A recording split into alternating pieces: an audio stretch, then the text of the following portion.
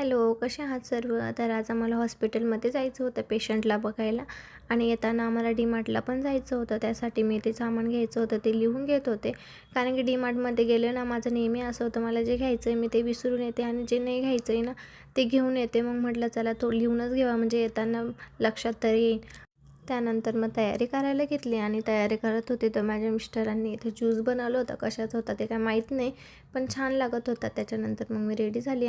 त्यानंतर हा टॉप बघताय तुम्ही, हा Meeshoवरून मी फक्त 93 रुपीजला घेतलेला आहे. तुम्हाला जर पाहिजे असेल तर मला फॉलो करून लिंक कमेंट करा, तुम्हाला लिंक भेटून जाईल. त्यानंतर मग आम्ही डी-मार्टमध्ये गेलो. डी-मार्टमध्ये आमचं सामान घ्यायचं होतं ते घेतलं. त्याच्यानंतर पॉपकॉर्न घेतले आणि घरी आल्यानंतर नारळ पाणी घेतलं. आणि मी सकाळी जेवण नव्हते करून गेले, त्यामुळे पहिले आल्या जेवण करून घेतलं आणि जेवण केल्यानंतर मग ते सामान होतं ते सर्व काढून ठेवलं.